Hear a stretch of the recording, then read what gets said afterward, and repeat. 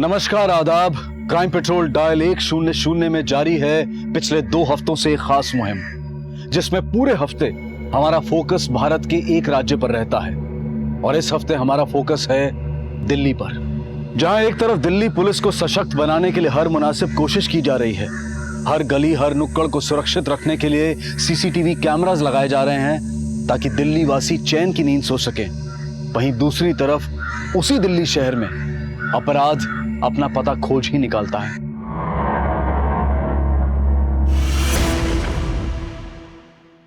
बीस जून 2016 की शाम को दिल्ली निवासी पुखराज को उसी के घर में बुरी तरह से तड़पा कर पीटा गया और फिर बर्बरता से उसका कत्ल कर दिया गया। कौन थे ये और क्यों इनके अंदर इतनी हैवानियत भरी हुई थी कि जिसका खामियाजा पुखराज को अपनी जिंदगी गंवाकर चुकाना पड़ा।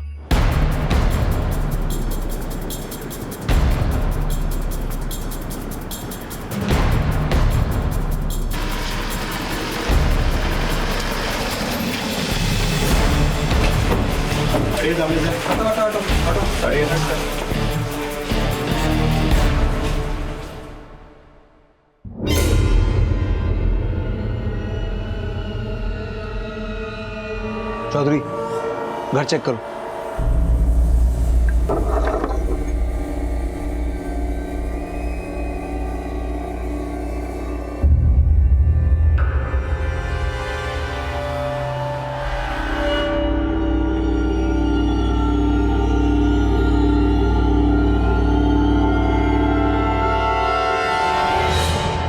सर, लगता है मर्डर लूट के इरादे से किया गया है।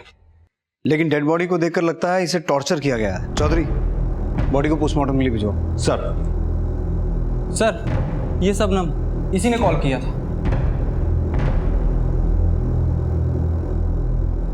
साहब, मैं यहाँ साफ सफाई का काम करती हूँ। सुबह आई तो दरवाज़ा खुला था और पुखराज सेठ। पुखराज के अलावा और कौन कौन है घर में? मालिक की बीवी और उनका बेटा। लेकिन मैं सुबह आई तो दोनों ही यहाँ नहीं थे।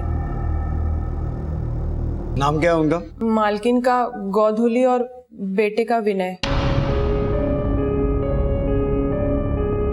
आप जिस नंबर को डायल कर रहे हैं वो इस समय स्विच्ड ऑफ है। आप जिस नंबर को डायल कर रहे हैं वो इस समय स्विच्ड ऑफ है। सर, माँ बेटे दोनों का नंबर बंद है। पुखराज का और कोई रिश्तेदार, सगा संबंधी? साहब की एक बहन है और एक भाई। बहन शादीशुदा है, फरीदाबाद में रहती है। और भाई? कामराज नाम है उनका। पीतमपुरा में केबल की दुकान है, वो वहीं रहते। पुखराज की बहन और जीजा को कॉल करो, पुलिस स्टेशन बुलाओ, और कामराज को भी। सर,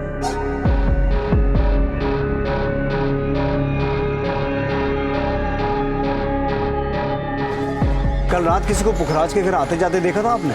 नहीं सर। पुखराज की बीवी और उसका बेटा कहाँ हो सकते हैं? कल शाम तक तो सब घर पे ही थे। आपकी किसी से कोई बात हुई थी? गौधुली से बात हुई थी। वो हमारे कामवाली का नंबर मांग रही थी। उन्होंने अपनी कामवाली को निकाल दिया है ना। किसे? शबनम को? हाँ। क्यों निकाला था, कुछ बता? शबनम थोड़ी सी बदतमीज है। कल वो अपने पति को भी लेकर आई थी और पुखराज के साथ उनके कुछ तू में हो रही थी। सुनिए जी, आपने शबनम का हिसाब कर दीजिए। वो आजकल बहुत ज़्यादा ही बोलने लगी है। जरा फोन लगा उसे, अभी सीधी करता हूँ उसकी जबान में। फोन लगाने की जरूरत नहीं है, मैं आ गई। अब लाओ मेरी तनख्वाह। तनख्वाह तो बड़ी अक्कड़ से मांगती है, पर तूने जो मेरी इंपोर्टेड घड़ी तोड़ी है उसका हर्जाना भरेगा कौन? कहीं ऐसा ना हो साहब कि हर्जाना आपको भरना पड़ जाए। मुझे उंगली दिखाएगा तू? मुझे उंगली दिखाएगा? हाँ, अभी पुलिस को फोन करता हूँ। साहब, पुलिस को मत बुलाइए। हम लोग गरीब लोग हैं साहब, आपको जो देना है वो दे दीजिए। अब आएगा कल ठिकाने। चल निकल इधर से, निकल। चलिए, दिखता क्या? फुट। दोबारा यहाँ शक्ल मत दिखाना। शबनम और उसके पति को थाने में बुलाओ और बाकी मोहल्ले में पूछताछ जारी रखो। सर, तुझे पुखराज ने काम से निकाल दिया था, फिर क्यों आई थी आज? साहब, मैं तो सिर्फ अपनी तनख्वाह लेने के लिए आई थी। तनख्वाह लेने आई थी या हर्जाना चुकाने आई थी? क्यों बे, तुझमें बहुत चर्बी है। साहब, ऐसा क्यों बोल रहे हैं साहब? क्यों? तूने पुखराज को कल धमकी नहीं दी थी? वो शबनम को तनख्वाह नहीं दे रहा था साहब। तो तू उसका मर्डर कर देगा? नहीं साहब, मैंने उसका मर्डर नहीं किया है साहब। साहब हम लोग गरीब हैं इसलिए आप हम पे शक कर रहे हो ना। एक तो 2 महीने की तनख्वाह नहीं मिली है और अब आप। तूने जरूर कोई चोरी चकारी की होगी इसलिए उसने तेरी तनख्वाह रोकी। साहब हम चोर नहीं हैं। मेरे से उसकी महंगी वाली घड़ी टूट गई थी, लेकिन मैंने जानबूझ के थोड़ी ना तोड़ी थी। इतना अमीर आदमी था, लोगों को लाखों करोड़ों बांटता था, बस मेरे 5,000 देने में उसको भारी पड़ रहा था। तो तेरी नजर उसके पैसे पे थी? नहीं साहब। तो तुझे कैसे पता कि वो लोगों को लाखों करोड़ों बांटता था? बोल। मालिक मोटे पैसों का लेन देन करते थे। काम करते करते कानों में बात पड़ी थी। अरे क्या बात कर रहा है तू? अरे 30 लाख क्या, तू 40 लाख मांगता ना तो भी दे देता मैं। हाँ चल अभी मस्का लगाना बंद कर अभी। हाँ कोई नहीं शाम को ले जा। अरे शबनम जरा चाय बनाना, फर्स्ट क्लास कड़क शक्कर कप। जी साहब। साहब मेरी तनख्वाह। अच्छा तनख्वाह देता हूँ अभी।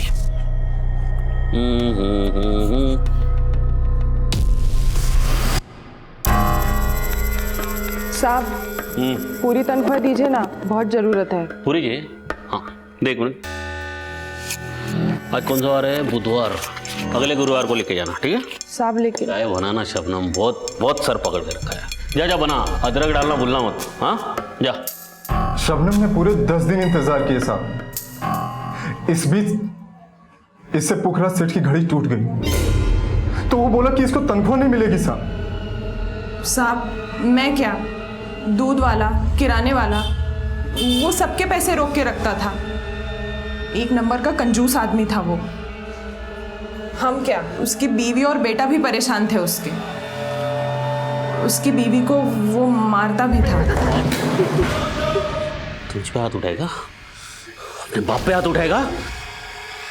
हाँ साले, तुम्हें हाथ न काबू में रखना, अच्छा नहीं होगा।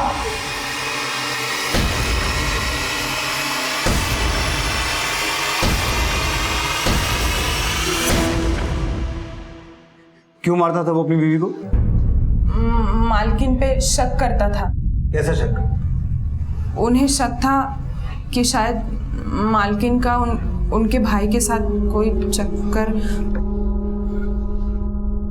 कामराज से? हाँ साहब, पर उनका बेटा हमेशा माँ को बचा लेता था। मुझे तो लगता है वो माँ बेटे ने मिलके ही कुछ किया होगा, और आप खामखा हम दोनों पे शक कर रहे हो। शबनम का बयान क्रॉस वेरीफाई करो। सर मैं कामराज की दुकान पे गया था, लेकिन उसकी दुकान पे ताला लगा है। मैंने आसपास के लोगों से पूछताछ की, लेकिन कुछ खास पता नहीं चला। मैंने उसका फोन सर्विलेंस पे डाल दिया सर। और पुखराज का बेटा विनय? सर विनय लाला नेकचंद कॉलेज में पढ़ता है। मैंने उसके कुछ क्लासमेट से बात की, लेकिन किसी को उसके बारे में कुछ खास पता नहीं। सर पूछताछ में पता चला है कि पुखराज के पास एक कार थी जो 1 हफ्ते पहले उसके ऑफिस के बाहर से चोरी हो गई। चोरी हो गई? पुखराज का ऑफिस कहाँ है? सरस्वती विहार में।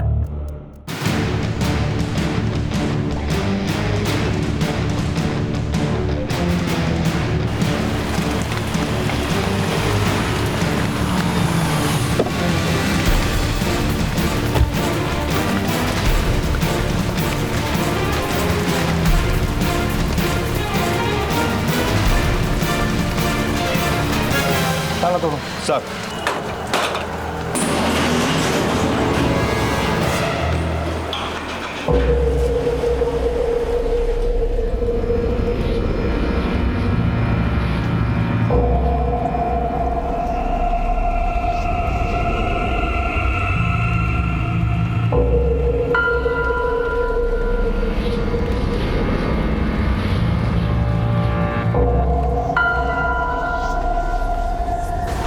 घर के साथ साथ ऑफिस में भी चोरी हुई। जितनी बेरहमी से पुखराज को मारा गया, उससे ऐसा लगता है कि ये काम पुखराज के किसी दुश्मन का है। लेकिन बड़ी हैरानी की बात है कि गायब उसके अपने हैं। चौधरी, मुझे पुखराज की कॉल डिटेल्स, बैंक डिटेल्स, हर फाइनेंशियल डिटेल चाहिए। और ये पुखराज की बहन और जीजा कब आ रहे हैं? सर वो फरीदाबाद में रहते हैं, अभी पहुंचने वाले होंगे। पुखराज से आखिरी बार कब मिले थे आप लोग? कई हफ्तों से कोई मुलाकात नहीं हुई, पर फोन पर अक्सर बात होती रहती थी। आखिरी बार कब बात हुई थी आपकी? अब कल उसे मेरी कार चाहिए थी, इसलिए उसने फोन किया सी।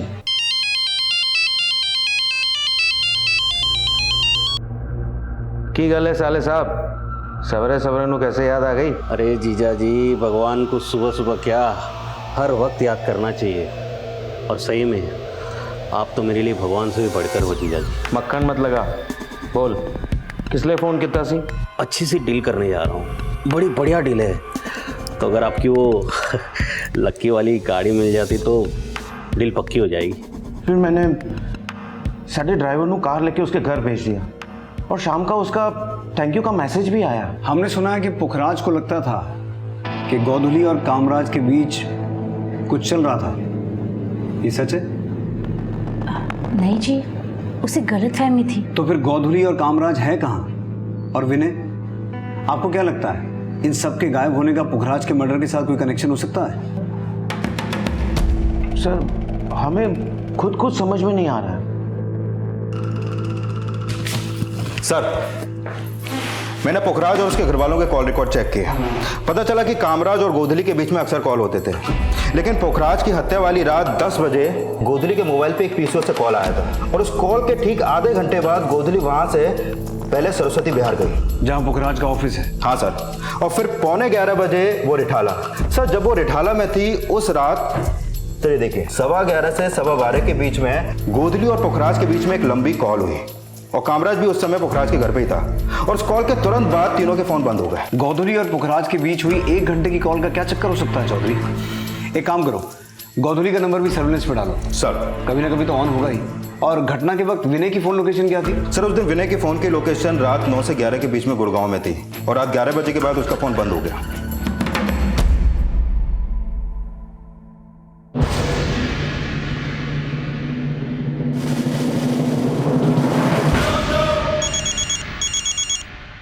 विनय, विनय उठ। विनय, ये ले तेरा फोन है, बात कर। सर, विनय गुड़गांव के एक फार्म हाउस में था अपने फ्रेंड्स के साथ। मैंने उसे वहां से बुलवा लिया है। सर, मेरे फ़ोन की बैटरी चली गई थी सर। बैटरी तो तेरी भी गोली लगती है। ड्रग्स लेता है क्या? नहीं सर, बस बियर पी थी कल।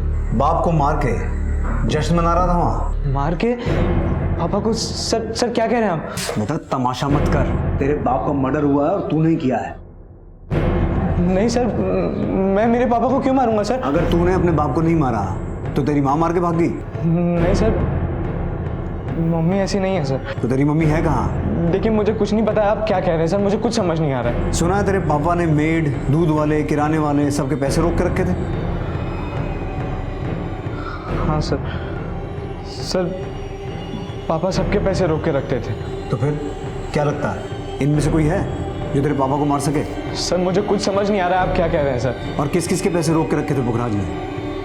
सर, पापा के पास तो मेरी कॉलेज की फीस भरने तक के पैसे नहीं थे।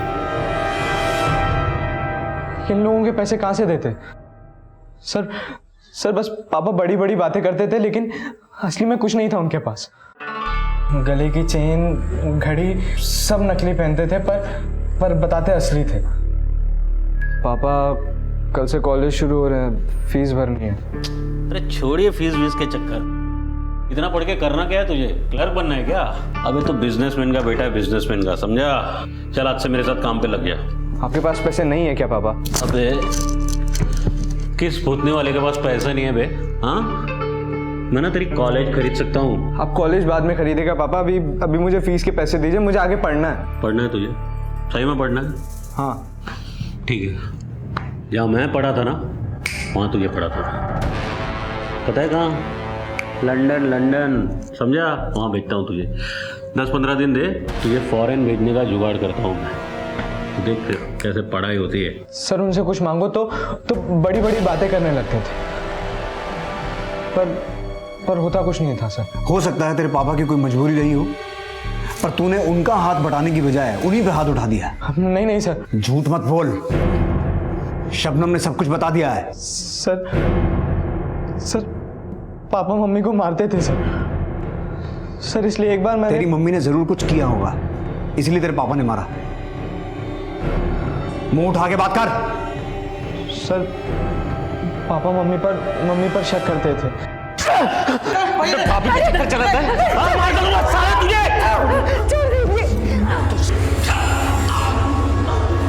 चाचा लगी तो नहीं? कमर लगे ज्यादा नहीं, कितना खून बह रहा है।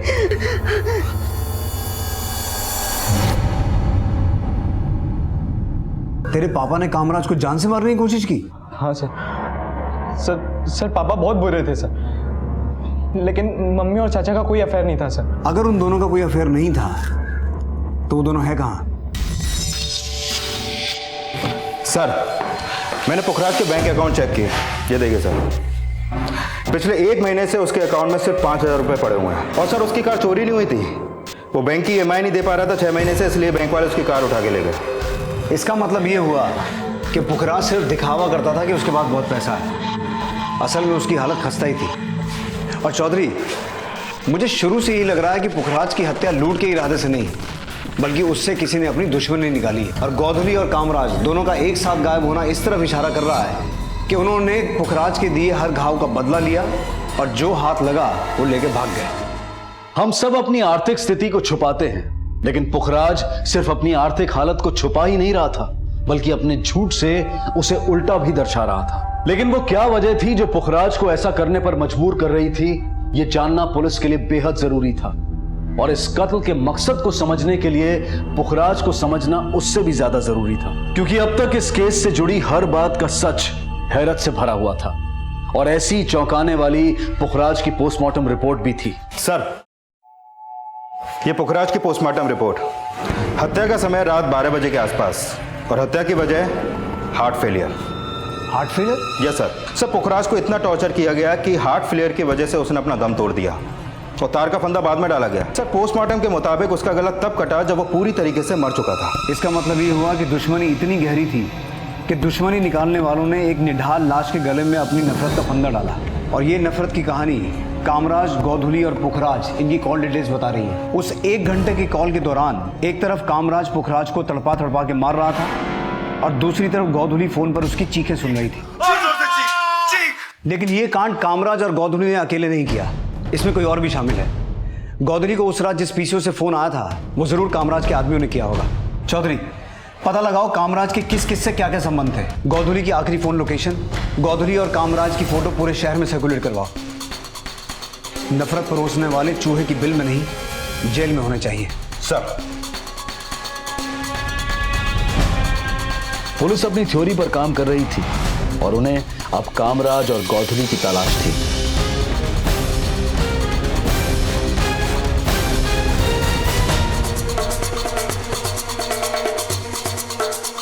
लेकिन फिर कुछ ऐसा हुआ जिसने इन थ्योरीज के सारे समीकरण बदल दिए।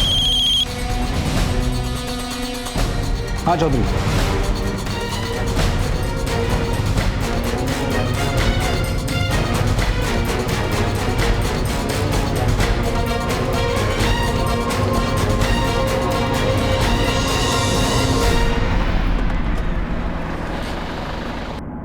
चलिए देखिए।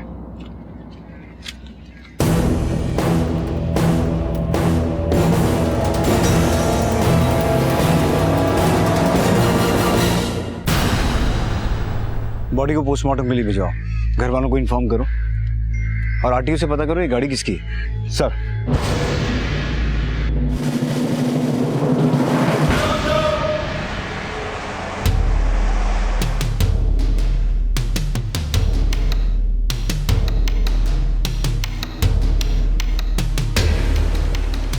अरे सर, मैंने की कितना सी? अरे जवाब तो दो सर। क्या किया है कहाँ इन्होंने? लेके जा रहे हो? कहाँ ले अरे जा मैंने रहे हो? क्या किया है सर? सर, लेकिन मैंने किया क्या है सर? अरे सर, सर मैंने की कितना सी? जिस वैन में गोधुली की लाश मिली वो तेरी कंपनी के नाम पर रजिस्टर्ड है। सच सच बोल, पुखराज और गोधुली की हत्या तूने ही करवाई है ना? नहीं सर, मेरी वैन तो चोरी हो गई सी, मैंने सवेरे ही पता चला। तो कंप्लेन क्यों नहीं करवाई? सर, मैं कंप्लेन लिखवाने ही वाला था, लेकिन पहले पुखराज की हत्या की खबर, फिर गोधुली। सर, ऐसे में कहाँ ध्यान रहता है? ड्रामे मत कर, सच सच बोल। सर, आप ही सोचिए, अगर मुझे गोधुली और पुखराज को मरवाना होता तो मैं मेरी वैन क्यों यूज करवाता? सर, मैंने कोई फंसा रहा है। फंसा रहा है? अब तू बोलेगा कि कामराज ने वो वैन चोरी की ताकि तू फंस जाए। सर, आप हम पे बेकार में शक कर रहे हैं। ये सब करके आखिर हमें क्या मिलेगा? भाइयों की जायदाद और फिर विनय का पत्ता काटना तो तुम्हारे लिए बहुत आसान है। आपको कोई गलतफहमी हो रही है। नैतिक और मेरे पास किसी चीज़ की कोई कमी नहीं है, और फिर हम अपने भाई भाभी का खून क्यों करवाएंगे? वैसे भी पापा ने विल में सारी जायदाद मेरे नाम से कर दी थी। मतलब तुम हमेशा से किस्मत वाली रही हो या फिर शातिर? नहीं सर, पुखराज ने मेरे हस्बैंड से लाखों रुपए उधार लिए थे और उसकी लौटाने की हैसियत नहीं थी, इसीलिए उसी ने पापा पर दबाव डाल के विल में मेरा नाम लिखवाया था। मैंने उसे कभी कुछ नहीं कहा। और कामराज, उसका इस जायदाद पे कोई हक नहीं था? कामराज इसी बात से तो चिढ़ता था मुझसे और पुखराज से। उसे लगता था कि मैंने उस पर दबाव डाला है, मैंने कहा है पुखराज को कि विल में मेरा नाम लिखवाऊं। तो तुम ये कहना चाहती हो कि कामराज ने तुमसे और पुखराज से बदला लिया, पहले मर्डर करवाया और फिर तुम्हारे पति की वैन यूज करके उसे फंसवा दिया? मुझे लगता है ये पुखराज के पुराने कांड है और उसका खामियाजा हम सब भुगत रहे हैं। पुराने कांड? मतलब? पुखराज पहले से बहुत बड़बोला था, हमेशा बड़ी बड़ी बातें करता था। मैंने उसे कितनी बारी समझाया कि पुखराज इतनी बड़ी बड़ी बातें मत किया कर, कोई जबान काट के ले जाएगा। अरे दीदी, जुबान छुरी से भी पैनी होती है, बस चलाने की कला आनी चाहिए। अच्छा। सामने वाला कट जाता है यूं। तो आज तू हमें काटने आया है? क्या बात कर रही है दीदी, क्षमा कीजिए। मक्खन मत लगा, बोल कितने चाहिए? जी वो जीजा जी 10 लाख। 10 लाख? बड़े मौके की जमीन में देखिए मैंने जीजा जी, बहुत बढ़िया जमीन है, कसम से बोलता हूँ। वो बयाना पकड़ाना पार्टी को तो वरना चली जाएगी ना। पर बयाना तो दे देगा, और पूरी पेमेंट का क्या करेगा? उतने पैसे हैं तेरे पास? जब बयाना दूंगा तो लूंगा भी तो। 50 लाख की जमीन 55 लाख में बेच दूंगा, यूं यूं यूं यूं। मैंने और मेरे हस्बैंड ने जो भी अपने भाई के लिए किया उसे अपना समझ के किया। कोई भी बहन या जीजा इतना कभी नहीं करेंगे। मैं आपसे रिक्वेस्ट करती हूँ, नैतिक को छोड़ दीजिए। नैतिक की गाड़ी में से गोधुली की लाश मिली है सुनीता जी, और जब तक इन्वेस्टिगेशन खत्म नहीं होता वो जेल में रहेगा। सर, मैंने नैतिक के ड्राइवर्स को भी रिमांड पे लिया। ना तो नैतिक कुछ बोल रहा है और ना ही उसके ड्राइवर्स। कामराज का कुछ पता चला? नहीं सर।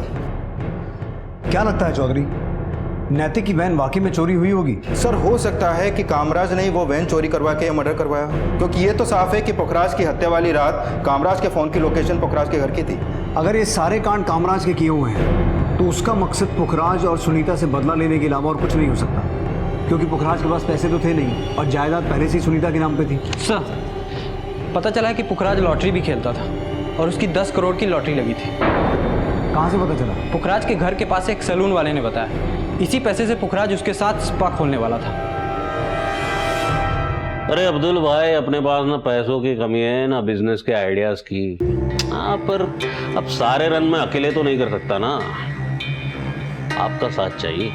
अगर आप साथ देंगे अब्दुल भाई तो उस लॉटरी से मिलने वाले 10 करोड़ से हम पूरे दिल्ली भर में स्पा खोल सकते हैं। मुझे लगता नहीं कि इस बात में कोई सच्चाई होगी। पुखराज ने जरूर सैलून वाले के पैसे देने होंगे, इसलिए बड़ी बड़ी छोड़ रहा होगा। सर, ये बात सच है कि पुखराज लॉटरी खेलता था। मैंने सैलून वाले के अलावा और कई लोगों से ये बात कंफर्म की है। सभी का कहना है कि पुखराज की लॉटरी लगी थी।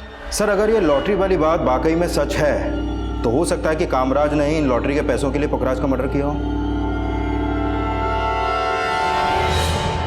बड़ी सोच, बड़े सपने और बड़ी बड़ी बातें, और उन सब को साबित करने के लिए बड़े से बड़ा झूठ बोलने में भी पुखराज एक बार भी नहीं कतराया। पर क्या इस झूठ के बीच में कहीं कोई एक सच भी छुपा था? क्या वाकई में उसकी लॉटरी लगी थी और कहीं से अचानक आए ये पैसे ही कहीं उसकी मौत का कारण तो नहीं बन गए थे? इस बात का अंदाजा लगा पाना बहुत मुश्किल था, क्योंकि पुखराज का किरदार इस केस को सॉल्व करने में सबसे बड़ी रुकावट था, और जो खुलासे इस केस में हो रहे थे वो भी इस केस को कम नहीं उलझा रहे थे। सर, गोधली की पोस्टमार्टम रिपोर्ट, गोधली को तो पुखराज से भी ज्यादा टॉर्चर किया गया है सर। हत्या से पहले उसके साथ रेप भी हुआ है, और हैरानी की बात यह है सर कि गोधली की हत्या का समय पुखराज की हत्या के समय से भी मैच होता है। इसका मतलब 1 घंटे लंबी कॉल जो गोधली और पुखराज के बीच हुई, उसमें पति पत्नी एक दूसरे की चीखें सुन रहे थे। जिस तरीके से पुखराज के साथ टॉर्चर किया गया और गोधली के साथ रेप हुआ, कुछ समझ में नहीं आ रहा। क्या वाकई में इसमें पुखराज की फैमिली का हाथ हो सकता है? सर, पुखराज कामराज पे ऐसी तो शक नहीं करता होगा। हो सकता है कि कामराज की अपनी भाभी पर बुरी नजर हो, तभी तो पुखराज ने कामराज को जान से मारने की कोशिश की। सर, कामराज सिर्फ पुखराज से ही नहीं बल्कि गोधली से भी बदला लेना चाहता था, और ये हो सकता है कि ये टॉर्चर लॉटरी के उस 10 करोड़ रुपए का पता लगाने के लिए किया गया हो, जो पुखराज ने कहीं पे छुपा के रखे होंगे। लेकिन जिस पैमाने पर यह कांड हुआ है उसमें सिर्फ फैमिली एंगल को ही ढूंढना हमारी बहुत बड़ी भूल हो सकती है, क्योंकि पुखराज के बारे में अभी तक जो कुछ भी सामने आया है उससे ये बात साफ है कि उसके और भी कई दुश्मन होंगे जिनसे हमारा अभी तक सामना ही नहीं हुआ। इस पुखराज से जुड़े हर एंगल को हमें अच्छे से खंगालना होगा। पुखराज के कॉल डिटेल्स के आधार पर पुलिस ने उसके बिजनेस के पुराने साथियों और प्रतिद्वंदियों से पूछताछ की। सर, पुखराज धंधा नहीं दादागिरी करता था। हम पार्टी के पास 2% कमीशन लेते हैं, लेकिन वो 3% कमीशन लेता था। फिर भी लोग उसी के पास जाते थे, हमारे पास नहीं आते थे। ऐसा क्यों? क्योंकि पार्टी को धमकी दिलवाता था। मैं तो उसे दूर से ही राम राम करता था जी। पुखराज के साथ में धंधा करना मतलब अपने पैर पे कुल्हाड़ी मारने जैसा है। मतलब? सर, मैं फ्रीलांस एजेंट का काम करता था, पुखराज के लिए पार्टी लाके देता था। लेकिन मुझे ऐसे लगा कि जब तक इस तालाब में वामन सेठ, पुखराज धूमल और राजवीर जैसी बड़ी मछलियाँ हैं, वहाँ मेरे जैसे एजेंट की दाल नहीं गलने वाली। इसलिए 2 महीने पहले ही मैंने ये फील्ड चेंज कर दिया। तो आजकल क्या कर रहे हो? एक जगह पे इंटरव्यू दिया है, शायद जॉब लग जाए। हमने सुना है ये पुखराज दूसरे डीलर्स के क्लाइंट्स काटता था, उन्हें धमकियाँ दिलवाता था। हाँ, पुखराज हमेशा कहता था जब तक शेर घुर रहा है ना कुत्ते डरते नहीं साले। तो देख उस वामन की कैसे हवा टाइट करता हूँ मैं। हाँ सुन बे, तू जरा उस वामन को पिन चुका। हाँ, फिर उस राघव के जरिए मैं उसे हड्डी दिखाता हूँ। हड्डी की लालच में लाल टपकाता हुआ खुद ब खुद फंस जाएगा जाल में। चल रखता हूँ। यार पुखराज भाई, मेरे को क्यों फंसा रहे हो? वो वामन सेठ बड़ा डेंजर आदमी है। यार तू कुत्ते से डरता है बे? हाँ, अबे तेरे सर पे शेर का हाथ है, समझ ले। मुझे लगा कि कहीं इस पुखराज के चक्कर में मैं किसी चक्कर में ना फंस जाऊं, इसलिए वहां से निकलना ही बेहतर समझा। ये पुखराज धमकियाँ दिलवाता किससे था? मैंने कभी उसे देखा नहीं। तुम्हें क्या लगता है ऐसा कौन हो सकता है जो उसका मर्डर करवा सके? पुखराज से तो सारे चिढ़ते थे, लेकिन वो कौन हो सकता है ये मैं नहीं कह सकता। ठीक है, तुम जा सकते हो। पुखराज के कॉल रिकॉर्ड्स और धमकियां मिलने वाले क्लाइंट्स और डीलर्स के कॉल रिकॉर्ड्स क्रॉस वेरीफाई करो और पता लगाने की कोशिश करो वो था कौन जो पुखराज के कहने पे धमकियां देता था। ये वामन सेठ कौन है? जय माता दी प्रॉपर्टीज का मालिक। सब पता चला है कि हत्या वाले दिन पुखराज अपने जीजा की कार लेकर जिस डील के लिए गया था उस डील में वामन सेठ का भी लेना देना था। चलो इस वामन सेठ से मिलते हैं।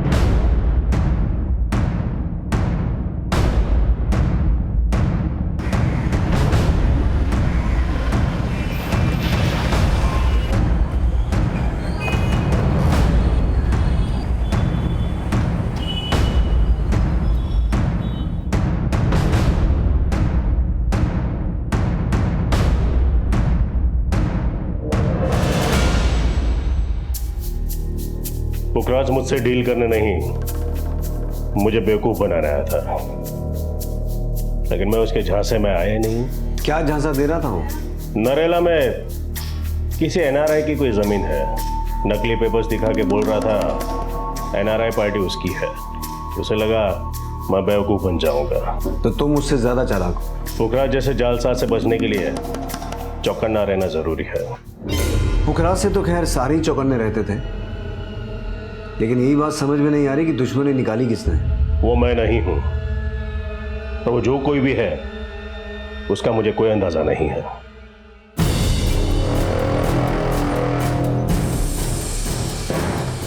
इस केस में कई ऐसे छलावे थे जो पुलिस इन्वेस्टिगेशन की दिशा बार बार बदल रहे थे। पुलिस एक तरफ ये जानने की कोशिश कर रही थी कि वो शख्स कौन था जो पुखराज के कहने पर दूसरे डीलर्स को धमकियां दे रहा था, और दूसरी तरफ कामराज की तलाश भी जारी थी।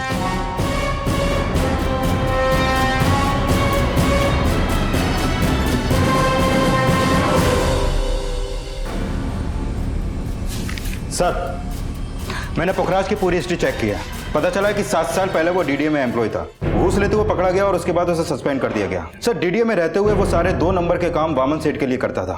मैंने पता किया कि वामन सेठ और पुखराज के बीच में एक अनऑफिशियल पार्टनरशिप भी थी। सस्पेंड होने के बाद उसका वामन से बहुत झगड़ा हो गया और तभी वामन ने उसके ऊपर एक केस कर दिया। कैसा केस? ये देखिए सर, 7 अगस्त 2008 को पुखराज नशे की हालत में गैर कानूनी हथियार लेकर वामन के ऑफिस गया और उसे ब्लैकमेल किया। क्यों आए यहाँ पर? अबे अपना हिस्सा लेना है और क्या। जब तक तू डीडीए में था ना, मुझे तेरी जरूरत थी। अब तू मेरे कोई काम का नहीं है। चल निकल यहां से।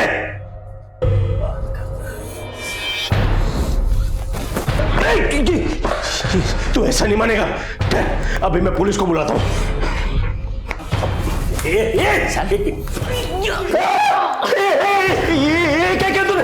पागल हो गया तू? ये क्या क्या तूने?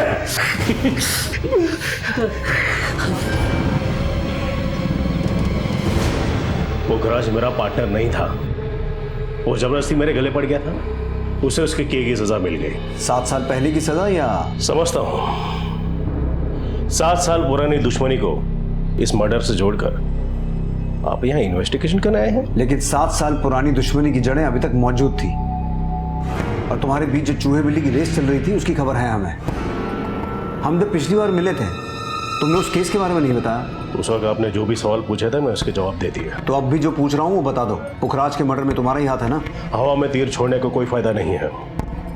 कोई ठोस सबूत हो तो बोलिए। सर ये वामन तो बड़े तेवर दिखा रहा है। हो सकता है पुखराज को मारने के लिए इसने कामराज को मोहरा बनाया हो सकता है हत्या वाली रात कामराज के साथ इसी के चट्टे बट्टे हों। और मुझे ऐसा लगता है चौधरी, जैसा कि विजय, राजवीर और राघव ने बताया, पुखराज जिस आदमी से धमकी दिलवाता था वो आदमी भी इसमें शामिल हो सकता है। लेकिन सर उसका कोई स्ट्रॉन्ग लीड नहीं मिल पा रहा, क्योंकि ये धमकियां अलग अलग नंबर से दी जाती थी। कॉल रिकॉर्ड्स में कुल 25 नंबर हैं जो इन धमकियों से जुड़े हो सकते हैं, लेकिन ज्यादातर नंबर या तो चोरी के हैं या फेक आइडेंटिटी देकर खरीदे हुए सिम।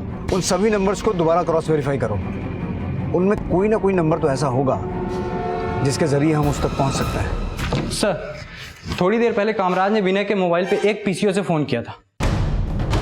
जिस एरिया में ये पीसीओ है तुम लोग अभी वहां जाओ तुरंत। कामराज को पकड़ने का ये मौका हाथ से निकलना नहीं चाहिए। सर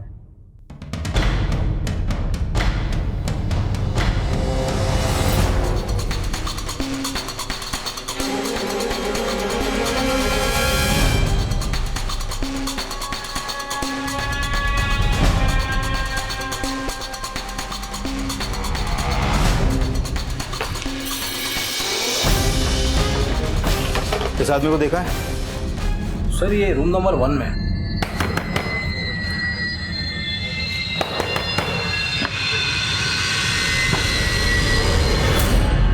चल बात क्या सर? चल। मैंने कुछ नहीं किया, आप लोग कहाँ ले जा रहे हो सर? सर मैंने कुछ नहीं किया सर, मैं बेकसूर हूँ सर, मैंने कुछ नहीं। बेकसूर होता तो भागता नहीं। सर अगर नहीं भागता तब भी आप मुझे कसूरवार ही समझते। आपको लगता कि पुखराज ने मुझे मारने की कोशिश की है इसलिए मैंने उसे मार दिया? तूने सिर्फ पुखराज को नहीं, अपनी भाभी गोधुली को भी मरवाया। मैंने किसी को नहीं मरवाया सर।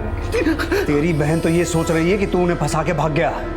तू उन दोनों से नफरत करता था क्योंकि तुझे जायदाद में हिस्सा नहीं मिला। सर मैं मानता हूँ कि पुखराज ने हमेशा मेरे साथ गलत किया सर, लेकिन मैंने उसको नहीं मरवाया सर, नहीं मारा सर। तेरा पुखराज की बीवी के साथ क्या चक्कर था? सर पुखराज जानबूझकर मुझ पे आरोप लगाता था और वो चाहता था कि मैं उस घर पे ना हूँ जिस घर पे मेरा भी हिस्सा है। तो फिर हत्या के समय तो पुखराज के घर पे क्या कर रहा था? मैं वहाँ नहीं था सर। कॉल डिटेल्स में साफ साफ लिखा हुआ है कि हत्या के समय तो वहीं था। क्या कर रहा था वहाँ? नहीं सर मैं वहाँ नहीं था, मेरा फोन वहाँ था सर। जब पुखराज मुझे मारने की कोशिश करी उसके बाद मैंने गोधली को फोन किया उस रात, तो गोधली ने बताया कि मेरा फोन वहाँ रह गया है। अगर मैं उस रात वहाँ वापस जाता तो पुखराज फिर बात का पतंगड़ बना देता, इसलिए मैं अगली सुबह गया। और जब मैं गया तो उसकी लाश देखी तो मैं वहाँ से भाग गया। सर जिन नंबर से पुखराज के नाम से धमकियां दी जाती थी उनमें से एक नंबर किसी गोविंद के नाम पर रजिस्टर्ड है। जब मैंने इससे पहले पूछताछ की तो बोला कि मेरा मोबाइल खो गया है, और अभी जब इसका बैकग्राउंड चेक किया तो पता चला कि ये 2-3 बार जेल जा चुका है। ये देखिए सर उसका फोटो। बुलाओ इसको। बोल किस किस को धमकी देता था? सर मैं किसी को धमकी नहीं देता था सर। सर मेरे फोन का तो मिसयूज किया गया सर। जब तक ये सच ना बोले धुलाई करो इसकी। सर प्लीज बोल। सर मैंने चेक किया तो पता चला कि जब पुखराज को 2 साल की कैद हुई थी तब गोविंद तिहाड़ जेल में ही था। मतलब पुखराज और उसकी पहचान जेल में ही हुई होगी। लेकिन सर गोविंद के अलावा पुखराज के साथ जेल में एक और आदमी था जो जेल से निकलने के बाद पुखराज के साथ काम कर रहा था। कौन? सर मुझे नहीं पता कि गोविंद पुखराज के लिए धमकी देता था या नहीं। मैं तो ईमानदारी से धमकियां गोविंद नहीं तू देता था। गोविंद के साथ मिलके तूने जो कांड किया है वो हमने गोविंद से उगलवा लिया है। अब तू साफ साफ बोलेगा या अपने तरीके से उगलवाएं? सर मैं वो सर मेरी और पुखराज की मुलाकात पहले जेल में ही हुई थी। भाई आपने बताया नहीं, आप बाहर करते क्या थे? मैं बाहर ना लोगों के सी काटता था। भाई मेरा सी मत काट देना। अरे क्या बात कर रहा है यार, तो भाई है मेरा। बैठ। करोड़ों की जायदाद है मेरे पास। अब 25-30 लाख तो ऐसे ही पड़े रहते हैं। भाई तो क्यों ऊपर आजा बैठ। कुबेर बाबा का आशीर्वाद है। जेल से निकल कर मिलना मुझे, तेरा भी बेड़ा पार कर दूंगा। पिछले साल मैं जेल से रिहा हुआ तो पुखराज से मिला और अपने लिए काम मांगा। अरे टेंशन ना ले भाई, क्यों पाल रहा है? पुखराज ना यारों का यार है। मैं पुखराज के कहने पर लोगों को धमकाया करता था। अक्सर सिम बदल बदल कर मैं लोगों को धमकाता था। उसके साथ काम करते मैंने अपने ज़िंदगी के 8 महीने बर्बाद कर दिए, पर एक दहला भी नहीं कमाया था। इसलिए 2 महीने पहले मैंने उसका साथ छोड़ दिया। फिर कुछ दिन पहले हमारी फिर से मुलाकात हुई। ठीक है। हाँ जी। तो क्या हाल है महाराज? रन छोड़ू? मैं रन छोड़ू? अरे आप डबल रन छोड़ू। कितना छोड़ते थे? ये करवाऊंगा वो करवाऊंगा, क्या खाक किया है? ये प्रॉपर्टी का बिजनेस ना थोड़ा पेशेंस का होता है, वरना आम का गुद्दा कोई और गुटलियां कुत्ते खा जाते हैं। याद है जो वामन साहब की पार्टी सेट की थी तूने? याद है कितने कमाए उससे मैंने? 25 लाख। कितना? 25 लाख। 25 लाख की बात सुनकर मेरे कान खड़े हो गए। मुझे लगा कि पुखराज से पैसा वसूल करने का इससे अच्छा मौका नहीं मिलेगा। इसलिए फिर मैंने अपने पुराने ग्रुप के लोगों के साथ मिलकर एक प्लान बनाया। मुझे पता था कि पुखराज के सर पर उसका जीजा का बहुत सारा कर्जा है और पुखराज उसे एक पैसा भी नहीं लौटा रहा था। इसलिए फिर मैंने उससे फंसाने के लिए उसकी वैन चुराई और पुखराज के घर पहुंचा।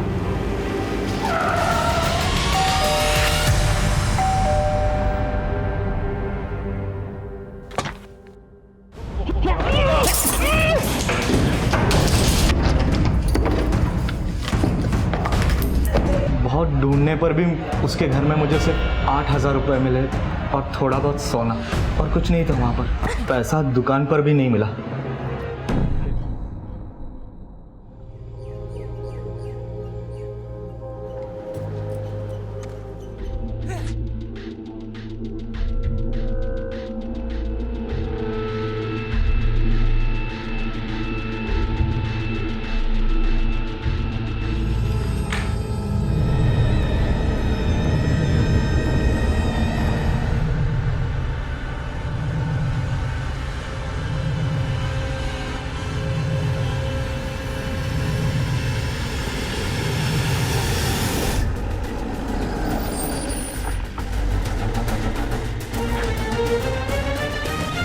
हम प्लम्बर हैं साहब। शर्मा जी ने कहा था कि रसोई का नल बह रहा है, शाम को घर आकर देख जाना।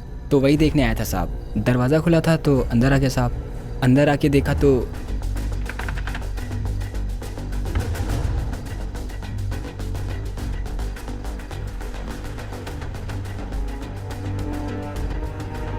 कुंडी भी सही सलामत है, ताला भी नहीं टूटा। इसका मतलब कातिल जो भी था जबरदस्ती घर में नहीं घुसा। सर सारे खिड़की जंगले चेक कर लिए हैं, सारे ग्रिल मजबूती से लगे हुए हैं, कोई भी अंदर बाहर आ जा नहीं सकता।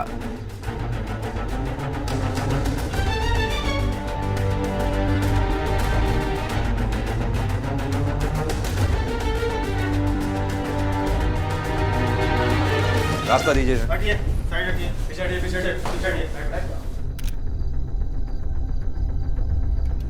जिसकी डेड बॉडी अंदर है, इसे कभी देखा है आपने आते हुए जाते? सर ये यहाँ रहते तो नहीं, कभी आते जाते देखा हो तो ध्यान नहीं। शर्मा जी के एक लड़के और लड़का है, और लड़के की शादी जो है वो गाजियाबाद में हुई है, और बेटा जो है वो नोएडा में सर्विस करता है। और हमने उनको खबर तो कर दिया सर, और कुछ ही घंटे में वो आते होंगे सर। एक मकान जिसमें 2 बुजुर्ग अकेले रहते थे, वहाँ एक 20-21 साल की लड़की की लाश का मिलना, और वो भी बगैर कपड़ों।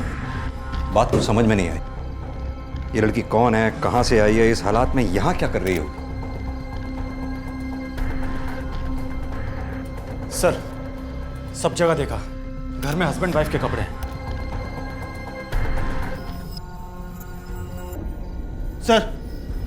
सर अंदर एक अलमारी है, अलमारी के अंदर तिजोरी है जो खुली पड़ी है। सर हैरानी की बात यह है कि किसी ने उसे छुआ तक नहीं। सिवाय टीवी के। मतलब सर? रिमोट बेड पे पड़ा है और सामने स्टैंड पे चारों तरफ कोई गर्द नहीं जमी हुई, और स्टैंड के पीछे वाले बीचों बीच हिस्से में गर्द जमी हुई है, जो ये शो करता है कि टीवी को स्टैंड से हटे हुए ज़्यादा वक्त नहीं गुजरा है। टीवी गायब है। एक बात समझ में नहीं आई, कोई टीवी चुराने के लिए 3-3 कत्ल क्यों करेगा? और जिस तरह से बॉडीज को चाकुओं से गोदा गया है, मुझे तो ऐसा लगता है कातिल ये इंश्योर करना चाहता था कि कोई भी जिंदा ना बचे। जनाब, एक आदमी की जेब से निकला है।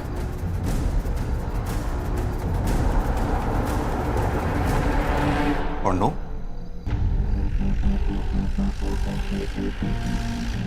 मोहल्ले में कोई ऐसा जिनसे इनकी दुश्मनी हो? No sir. Chauhan sir, Mr and Mrs Sharma की और इस लड़की की कॉल डिटेल्स निकलवाओ। सर, कुछ ना कुछ हाथ जरूर लगेगा। लेकिन सर लड़की का फ़ोन मिसिंग है, उसका हैंडबैग भी नहीं है। मैं बाकी इन दोनों की कॉल डिटेल्स निकलवाता हूँ। ओके।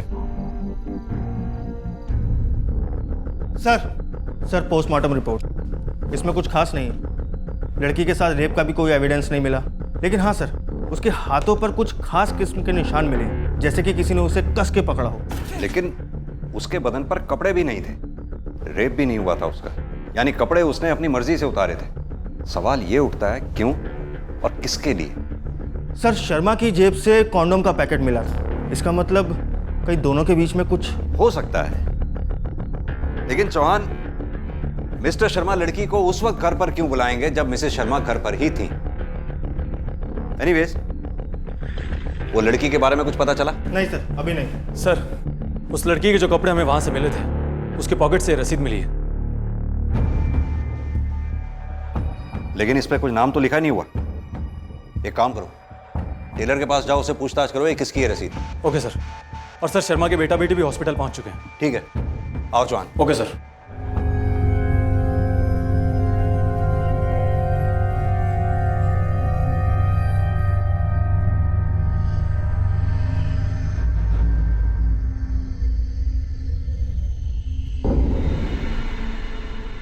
आइए आप दोनों, आपको कुछ और भी दिखाना है। आइए।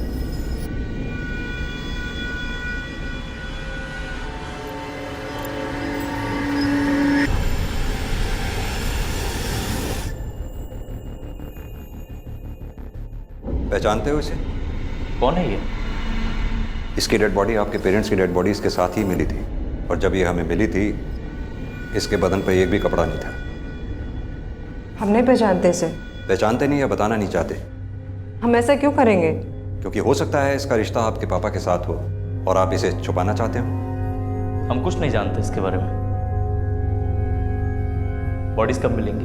कल शाम तक। सर, इन लोगों के रिएक्शन ऐसे नहीं लग रहे थे जैसे नॉर्मल बच्चों के अपने माँ बाप की लाश को देखकर होते हैं। चौहान, जिस तरह से लड़की की लाश उनके पेरेंट्स की लाश के साथ मिली है, शायद इसलिए। ऐसे हालात किसी भी बच्चे के लिए एम्बैरेसिंग हो सकते हैं। सर, कहीं ऐसा तो नहीं कि मिस्टर शर्मा और उस लड़की के बीच का रिलेशन इन दोनों को पता चल गया और इन दोनों ने ही मिलकर? मैं भी वही सोच रहा हूँ, लेकिन अगर ऐसा है भी तो भी इस लड़की के बारे में पता लगाए बिना हम इस केस में आगे नहीं बढ़ सकते। आओ। हाँ बोलो। सर, हम मिस्टर शर्मा और मिसेस शर्मा के कॉल रिकॉर्ड्स को वेरीफाई कर रहे हैं। हाँ। लेकिन मिस्टर शर्मा के बैंक डिटेल में कुछ गड़बड़ लगती है। पिछले कुछ महीने से लगातार मिस्टर शर्मा अपने अकाउंट से 5 से 6 लाख का कैश निकाल रहा है। इतने पैसों की उसे क्या जरूरत पड़ती थी निकालने के लिए? पता लगाओ, देखते हैं क्या निकलता है। Okay sir.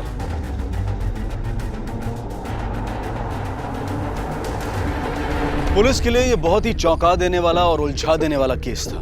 देश की राजधानी दिल्ली की एक पॉश कॉलोनी के एक घर में उन्हें 3 लाशें मिली थी।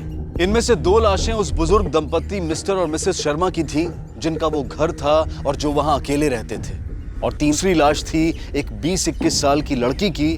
कोई नहीं जानता था कि वो कौन थी, कहां से थी और शर्मा के साथ क्या कर रही थी। और सबसे बड़ा सवाल यह था कि उसके बदन पर कपड़े क्यों नहीं थे, और क्या इस बात का इन हत्याओं से कोई संबंध था?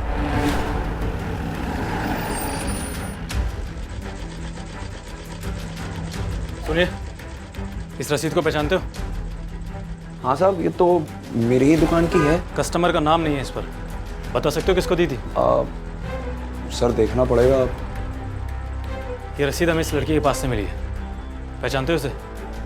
ये लड़की अक्सर शर्मा जी के घर आया जाया करती थी और आपका घर शर्मा जी के घर के ठीक सामने है। ऐसा कैसे हो सकता है कि आप लोगों ने इसे कभी देखा ही ना हो? सर उस दिन मैं छत पे जब कपड़े सुखा रही थी तब मैंने इस लड़की को आते हुए देखा था।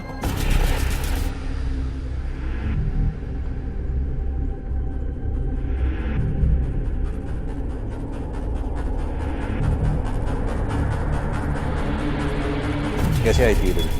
सर स्कूटी से। नंबर नोट किया आपने स्कूटी का? नहीं सर, नंबर तो नोट नहीं किया। स्कूटी कौन से रंग की थी ये तो देखा होगा ना? सर वाइट कलर की थी। कितने बजे होंगे उस वक्त? सर ठीक से तो टाइम का नहीं पता, 12:30 का टाइम था शायद। ठीक, थैंक यू।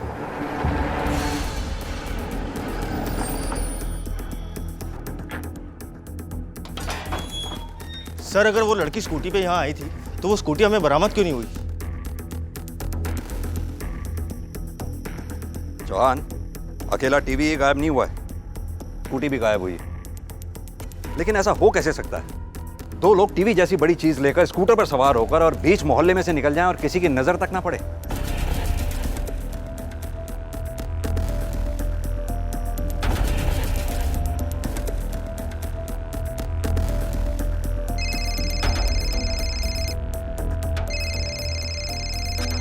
हाँ चावला, बोलो।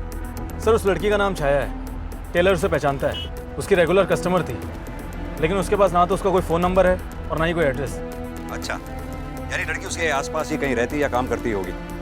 एक काम करो, उसकी फोटो की कॉपीज निकलवाओ और थाने से कुछ लोग बुलवा कर आसपास के एरिया में पूछताछ करवाओ। आई एम श्योर जरूर कुछ ना कुछ हाथ लगेगा। Okay sir. चौहान आओ।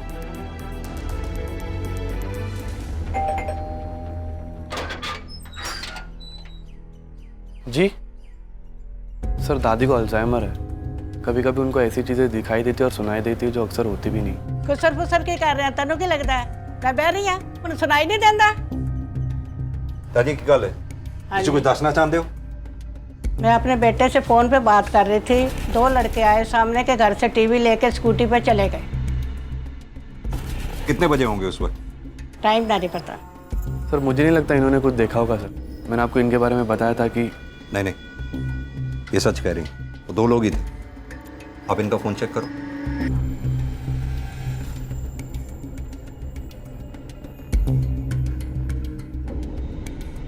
जी सर, कल दोपहर को इन्होंने मेरे डैडी से बात की थी। कितने बजे? एक 19 से 23 के बीच में। दादी जी उनके चेहरे देखे थे आपने? शक्ल कैसी थी मतलब उनकी?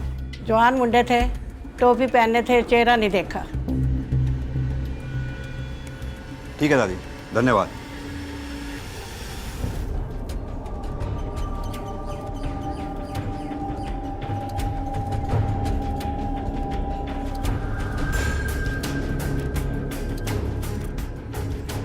देखा तो है इस लड़की को आते जाते, पर पता नहीं कौन है।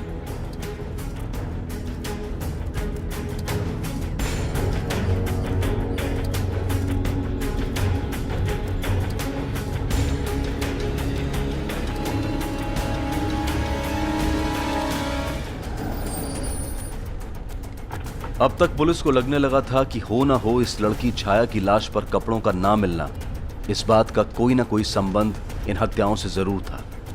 लेकिन तमाम कोशिशों के बाद भी इस लड़की की पहचान उनके लिए एक पहेली बनी हुई थी जो सुलझने का नाम नहीं ले रही थी। लेकिन मैंने किसी को नहीं देखा सर। ठीक से याद करो बेटा, उस दिन एक लड़की आई थी व्हाइट कलर की स्कूटी पे, जिस पर थोड़ी देर बाद दो लड़के निकले थे यहाँ से। सर वो वाइट स्कूटी देखी थी मैंने, शर्मा अंकल जी के घर में खड़ी थी। मेरी बॉल वहाँ पे चली गई थी तो मैं ही लेने गया था। ओए, क्या जब देखो क्रिकेट खेलते रहते हो? मैदान समझ रखा है? Sorry uncle. सॉरी का बच्चा, चल बाहर चलो। चलो चलो। दोबारा नहीं जानी चाहिए। बेटा ठीक से याद करके बताओ, उस दिन मिस्टर शर्मा घर से बाहर ही गए थे, अंदर नहीं? उन्हें जाते हुए देखा था और आते हुए भी। 5 या 10 मिनट में वापस आ गए थे। किस तरफ गए थे वो? इस तरफ। चाचा, इसे पहचानते हैं आप? चौहान, लड़की के आने के बाद शर्मा अपने घर से निकले और इस गली से होके गए। 10 मिनट में वापस भी लौट आए, यानी 5 मिनट में जाना और 5 मिनट में आना। कहाँ गए होंगे वो? आओ जरा।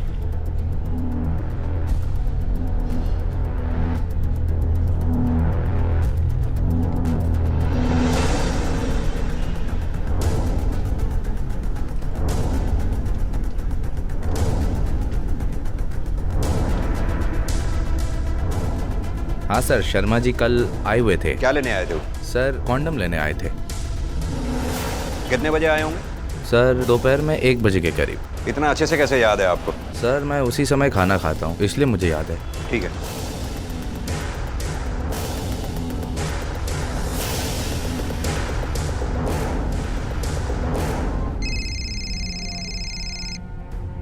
हेलो सर, उस लड़की का एड्रेस मिल गया है, यहीं पास ही में रहती है। मैं वहीं जा रहा हूँ और मैंने एड्रेस आपको मैसेज कर दिया है। वेरी गुड, पहुंचता हूँ मैं। Okay sir.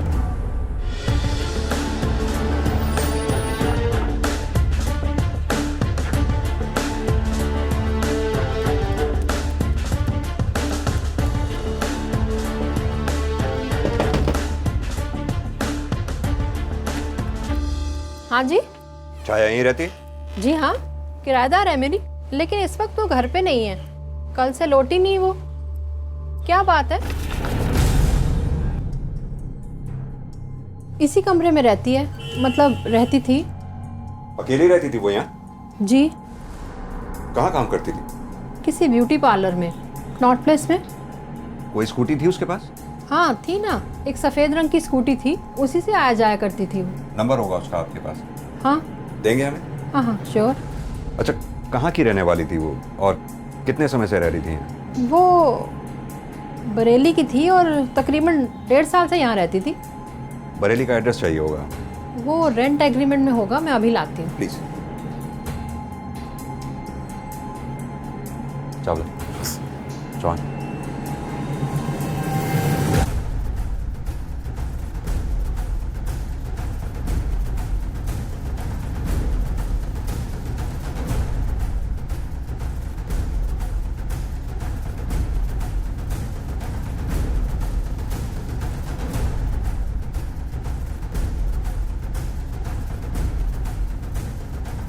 सर, इसकी माली हालत तो काफी अच्छी लगती है।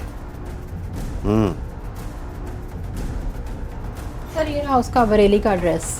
उसका पति रहता है वहाँ, आदित्य नाम है उसका। मैम, छाया का मोबाइल नंबर और जिस ब्यूटी पार्लर में वो काम करती थी वहाँ का भी एड्रेस चाहिए होगा। मैं अभी लाती हूँ। Thank you. Chawla.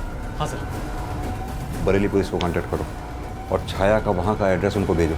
Okay sir. और इस आदित्य को दिल्ली बुलवाओ। Okay sir.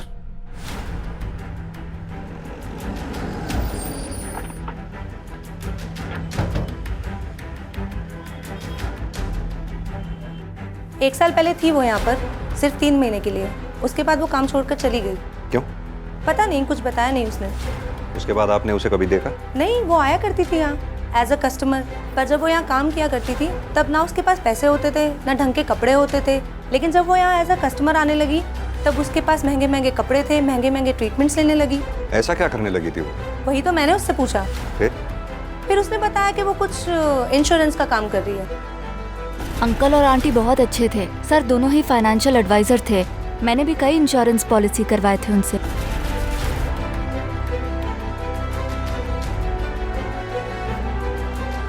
ठीक है, थैंक यू।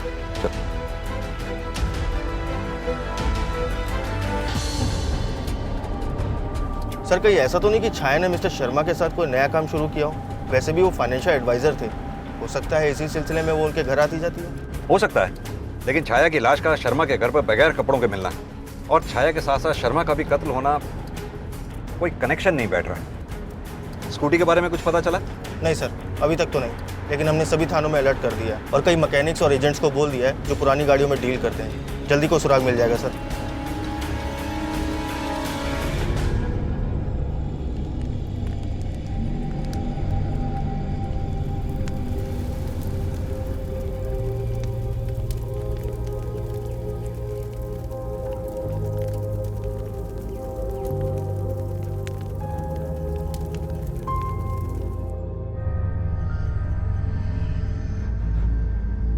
आपके घर से एक लड़की की लाश मिली थी जिसके बदन पर एक भी कपड़ा नहीं था।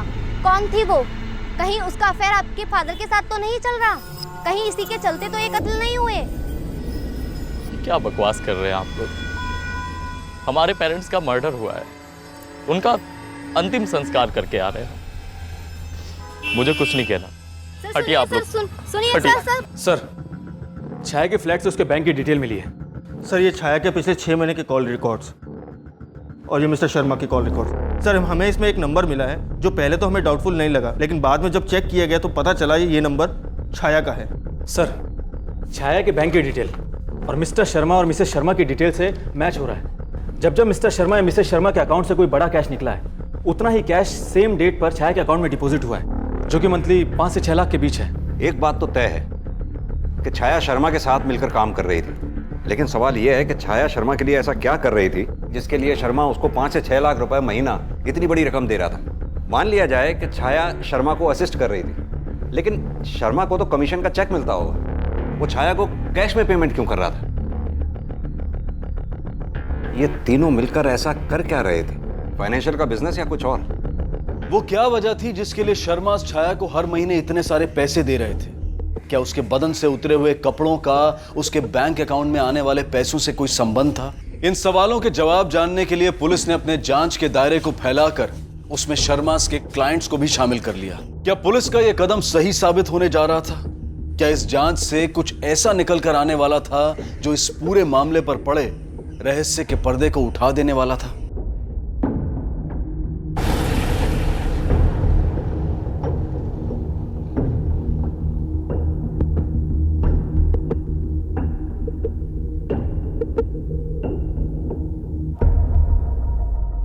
जब हमें छाया की लाश मिली, उसके बदन पर एक भी कपड़ा नहीं था। हालांकि उसके साथ कोई जबरदस्ती नहीं की गई थी।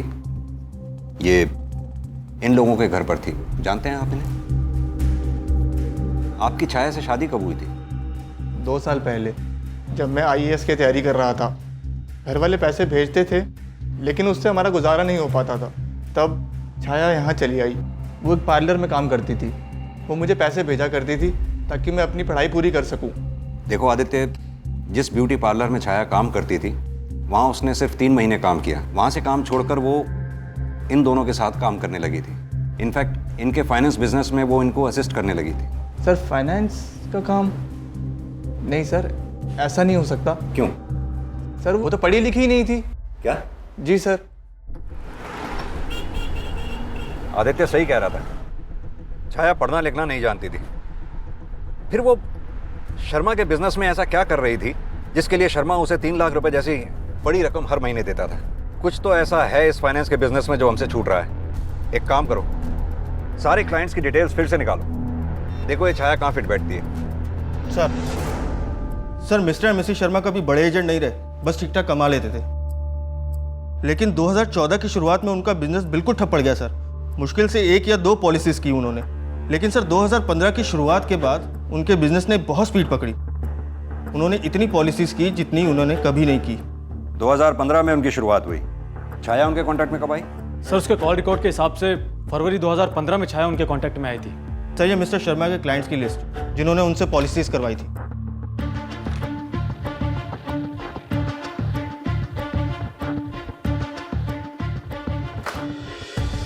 अब समझ में आ रहा है कि छाया शर्मा के लिए क्या काम करती थी और कैसे करती थी। हाँ, मैंने जो पॉलिसी ली है वो काफ़ी बड़ी तो है, लेकिन मैंने सोचा था कि अपनी सेविंग से कुछ निकाल कर या कहीं से मैनेज करके मैं प्रीमियम भर दूंगा। लेकिन सर पॉलिसी लेना कोई क्राइम तो नहीं है। मिस्टर शर्मा को अपना एजेंट अपॉइंट करने का डिसीजन मेरा अकेले का डिसीजन नहीं था, कंपनी के कुछ और सीनियर्स ने मिलकर ये डिसीजन लिया था। और वैसे भी एजेंसी बदलना कोई इलीगल तो है नहीं। It's not a breach for any law, right sir? यह कोई मजाक नहीं है, मर्डर का केस है, मर्डर का। अगर अपनी सलामती चाहते हो, सच सच बता दो कि असली मामला क्या है, वरना सच निकलवाने के और भी तरीके आते हैं हमें। सर मैं आपसे कई बार कह चुका हूँ कि मिस्टर शर्मा का प्रपोजल हमारे पुराने एजेंट के प्रपोजल से कहीं ज़्यादा बेटर था। इसलिए मैंने अपनी कंपनी के फायदे को देखते हुए मिस्टर शर्मा के प्रपोजल को अप्रूवल दे दी। तुम्हें क्या लगता है हमें नहीं पता कि वो तुमने पॉलिसी क्यों ली थी? ये ऐसे नहीं मानेगा चावला। बुलाओ इसकी बीवी को और बैठाओ इसके सामने। क्या क्या इसने हरकतें की थी वो पॉलिसी लेने के लिए। Okay sir. No sir please, मैं सब कुछ बताता हूँ। मैंने कुछ साल पहले एक छोटी सी पॉलिसी ली थी मिस्टर एंड मिसेस शर्मा से, तो उसी के सिलसिले में वो मेरे घर पर आए थे। अरे प्रतिभा देखो सही इसको एक बार। शर्मा जी ऑलरेडी मैं आपसे एक पॉलिसी ले चुका हूँ। अरे मत लेना, खोल के देखो तो सही एक बार। हाँ समझे, नई असिस्टेंट है मेरी, खुश कर देती है, कस्टमर देख के पॉलिसी देती है। भाभी जी आ गई, भाभी जी आ गई। थैंक यू भाभी, चाय का शुक्रिया। और मैं दूसरे दिन मिस्टर शर्मा के घर चला गया। अरे आइए आइए प्रतीक बाबू, स्मार्ट लग रहे हो यार। हैं? अब आए पूरी तैयारी से।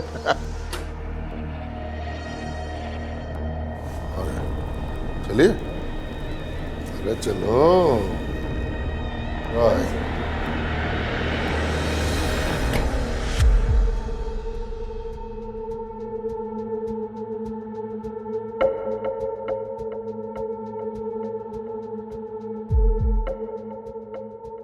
मुझे पता है सर, मेरा वो सब करना गलत था। मुझे उनके घर नहीं जाना चाहिए था। ये मेरी बहुत बड़ी गलती थी सर। लेकिन सर मैं उनके मर्डर के बारे में कुछ नहीं जानता, मैं बेकसूर हूँ सर। प्लीज़ सर मुझे जाने दीजिए। शर्मा और उसकी बीवी क्लाइंट को फांसने के लिए छाया को चारे की तरह इस्तेमाल करते थे। छाया को भी इससे कोई तकलीफ नहीं थी, उसे उसका हिस्सा मिल रहा था। तकलीफ थी तो फिर किसे, और वो भी इतनी कि उसने छाया के साथ साथ शर्मा और उसकी बीवी तीनों का कत्ल कर दिया। सर इतनी तकलीफ तो एक ही आदमी को हो सकती है, छाया का पति आदित्य। सर हो सकता है उसने छाया के बारे में सब पता लगा लिया हो और गुस्से में आकर उसे मारा या मरवाया हो। सर हरीश और अनुजा भी ऐसा कर सकते हैं, क्योंकि सेम रीजन उन पर भी लागू होता है। उन तीनों को बुलाओ, मैं उन्हें खुद इंटेरोगेट करूंगा। जी सर।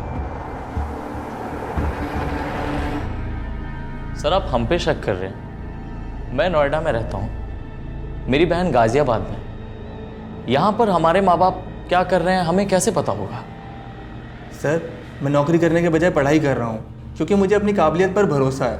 और अगर मुझे पता होता कि वो इस तरह पैसे कमा रही है तो मैं उसके पैसे को बिल्कुल हाथ नहीं लगाता।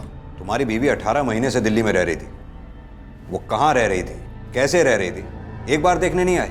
क्यों? मैं तो चाहता था सर, लेकिन छाया मुझे मना कर देती थी, कहती थी अपनी पढ़ाई पे कंसंट्रेट कर। मुझे नहीं पता था वो ये सब क्यों कर रही थी। सर ना तो अंकित आपसे झूठ बोल रहे हैं और ना मैं। हम दोनों नहीं जानते थे कि हमारे मम्मी पापा ऐसा कोई काम कर रहे हैं। मैं तो खुद शर्मिंदा हूँ कि वो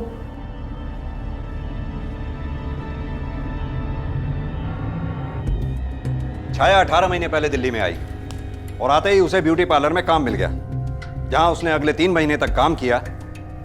फिर वो मिली शर्मा से फरवरी में। शर्मा से मिलने और काम छोड़ने के बीच में 5 महीने का गैप है। इन 5 महीने में उसने क्या किया होगा?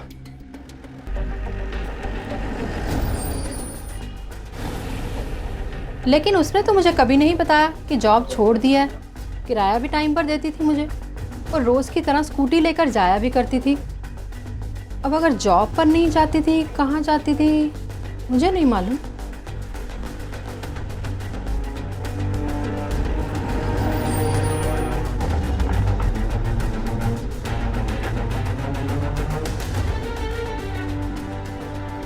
पता तो तब होता ना सर जब वो कुछ बताती। ना उसने कोई रीज़न दिया, ना कोई शिकायत की, बस बोला जॉब छोड़ना चाहती हूँ और जॉब छोड़ के चली गई।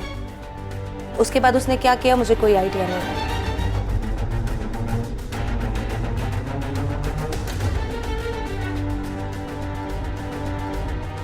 छाया आप लोगों के साथ में काम किया करती थी, वो जैसी भी थी, जो कुछ भी करती थी, फिर भी किसी को उसकी जान लेने का हक नहीं। अगर आप लोगों को छाया के बारे में कुछ भी मालूम है तो मुझे बताइए। आपकी बताई हुई बात से छाया के कातिलों तक पहुंचने में हमें आसानी होगी। सर मैं ज़्यादा कुछ तो नहीं जानती।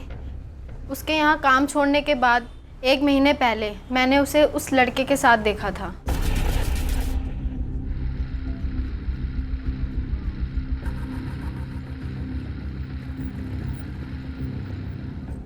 किस लड़के के साथ? सर मैंने उसका चेहरा तो नहीं देखा, लेकिन हाँ उसकी मकान मालकिन ज़रूर जानती होगी, क्योंकि वो उनके घर आता जाता था।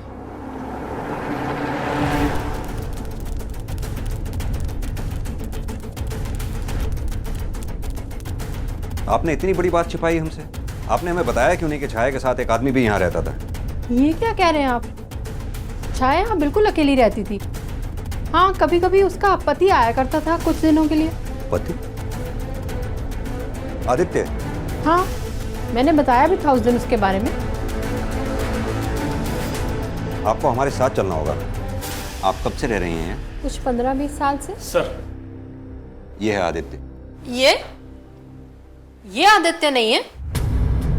मैं नहीं जानती इसको, कभी देखा भी नहीं छाया के साथ। लेकिन यही आदित्य है, छाया का पति। लेकिन उसने खुद मुझे किसी और से मिलवाया था और कहा था वो है उसका पति आदित्य। जिस लड़के को छाया ने अपना पति कहकर आपसे मिलवाया था, उसका चेहरा तो अच्छी तरह याद होगा आपको। जी हाँ। स्केच आर्टिस्ट मिलवाओ। Okay sir. सर, ये स्केच।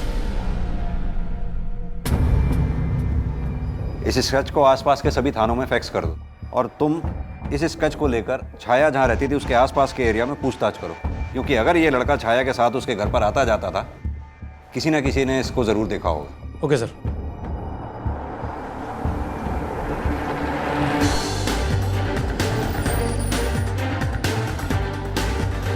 भाई साहब, इस लड़के को तो कहीं देखा है? इस लड़के को देखा है, अक्सर इस मार्केट में पाया जाता है। कहाँ पे? ये टायर वाले की दुकान है ना? हाँ, आपको यहाँ मिलेगा। पक्का यकीन है? पक्का मिलेगा आपको इस टायर वाले की दुकान। Okay, thank you.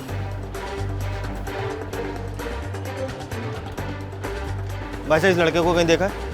हाँ, जानता हूँ ना, यहीं बैठता है साहब। कहाँ मिलेगा? ये बाजू वाली दुकान के पास मिलेगा सर, उधर कहीं।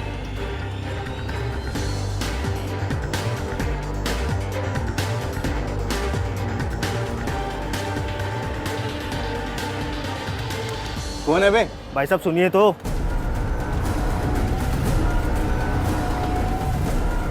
चल, तुझे सैर करवाते हैं। सर जी, मैंने क्या किया? सर जी, सर जी। और कितनी देर बिठा के रखेंगे सर जी? सर जी, 3 घंटे हो गए हैं। बैठ। सर जी, मैं सब कुछ बता चुका हूँ, जो बताया और बिल्कुल सच है। चल, फिर से बता सब कुछ। सर जी, ये सच है कि हम दोनों का लफड़ा था। हम दोनों पति पत्नी की तरह रहते थे। सर जी, वो मेरी ज़रूरतों का ख्याल रखती थी और मैं भी उसकी ज़रूरतों का ख्याल रखता था। लेकिन एक दिन उसने मुझसे रिश्ता तोड़ दिया। एक दिन वो आकर बोली कि वो शादीशुदा है और उसे बहुत बुरा लगता है कि वो अपने पति को धोखा दे रही है। सर जी, लेकिन तब से लेके अब तक मैंने उसकी शक्ल नहीं देखी। सर जी, इस मामले में मेरा कोई लेना देना नहीं है। सर, छाया के कॉल रिकॉर्ड्स।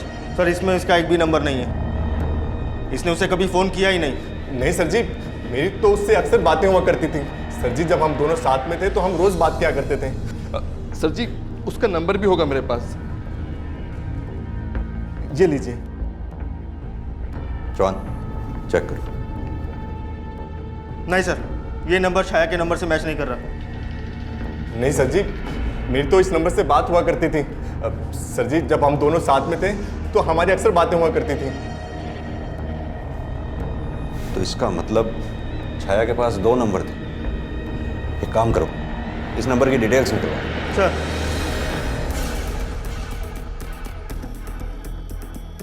सर, रघु का रिकॉर्ड साफ नहीं है। जीबी रोड पर लड़कियों की दलाली किया करता था। इसी मामले में एक बार जेल भी जाके आ चुका है।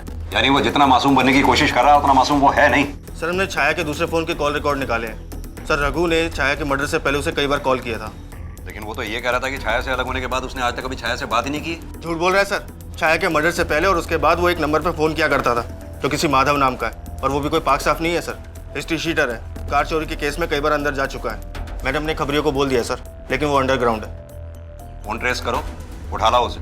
ठीक है सर।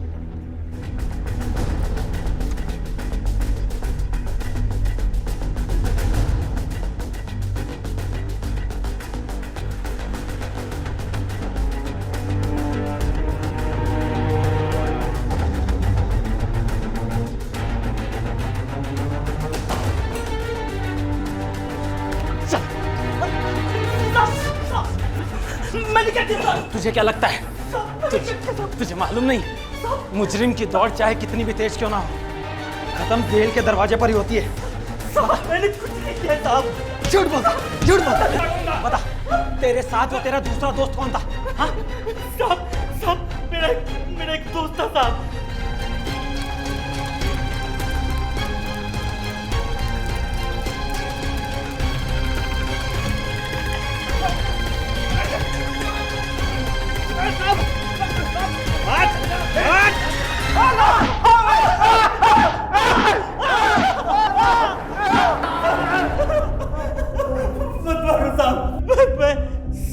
बताता हूँ साहब। चल शुरू से बता सब कुछ। हमें पता था साहब कि छाया धंधा करती है, इसीलिए हम उससे मिलने चले गए। एक से बात हुई थी ना? ये मेरा दोस्त है, ये अपना पैसा अलग से देगा। और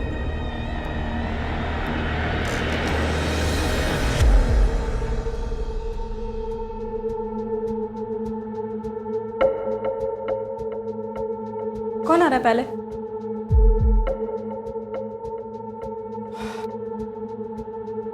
कॉन्डम लायो? लेकर आया?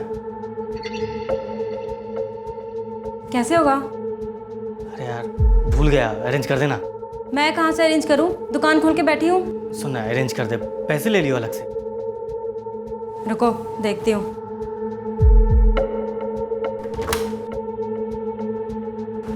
क्या अंकल, कैसे कैसे कस्टमर है, सामान लेके नहीं आते। पागल तो नहीं है साले? देखो कुछ अरेंज करो। हाँ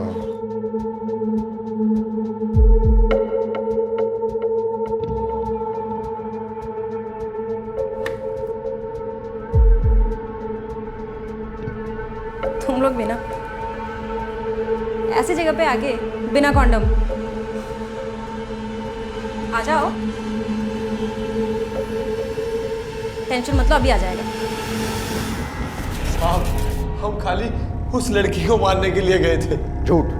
अगर तुम छाया को ही मारने गए थे तो उसे उसके घर पे भी मार सकते थे, फिर शर्मा के घर पे उसे मारने की क्या जरूरत थी? हमने यही सोचा था, लेकिन छाया किसी और जगह मिलने के लिए तैयार ही नहीं हो रही थी।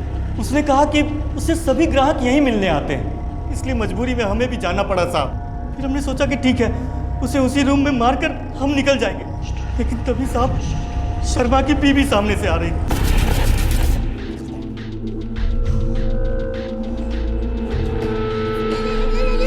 और हमें उसे भी मारना पड़ा साहब। और शर्मा, उसे क्यों मारा तुमने?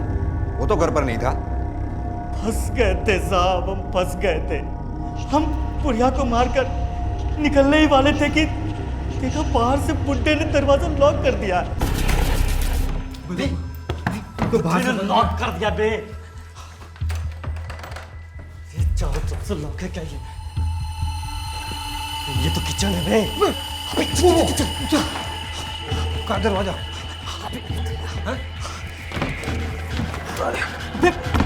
ये भी लॉक, ये भी सब लॉक कर रखा है यार। चल चल चल चल इधर।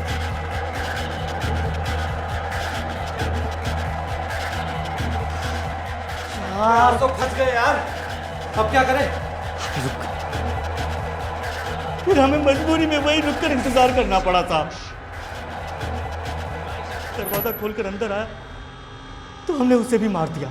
शर्मा ने भी बाहर से ताला इसीलिए लगाया होगा कि छाया और उसका क्लाइंट जब घर के अंदर हो तो कोई बाहर से आए और ताला देखकर लौट जाए। लेकिन छाया को क्यों मारा तुमने? उससे क्या दुश्मनी थी तुम्हारी? साहब हमारी उससे कोई दुश्मनी नहीं थी साहब, पर मैं सट्टे में बहुत पैसे हार गया था साहब, और सटोरिया मेरे जान के पीछे पड़ा था साहब। मेरे दोस्त ने कहा कि अगर उस लड़की को खत्म कर दोगे तो मैं तुम्हारा सारा कर्जा उतार दूंगा। बस इसीलिए मैंने उस लड़की को मार दिया साहब। कौन था वो दोस्त? क्या नाम था उसका? साहब रघु।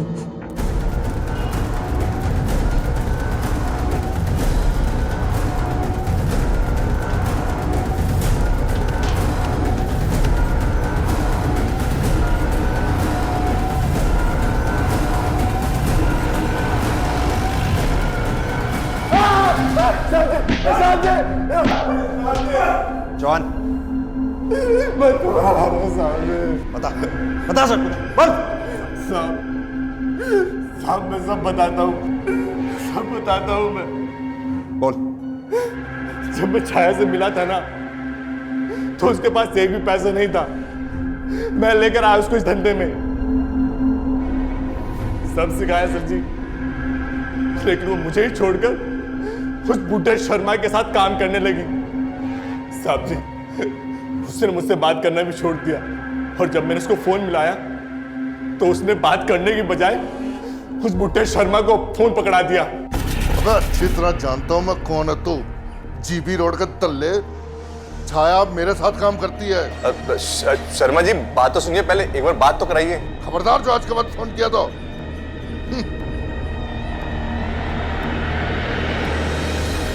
सर जी, मैं लेकर आया उसको इस धंधे में, लेकिन मुझे ही धोखा देकर वो उस बुढ़े शर्मा के साथ काम करने लगी।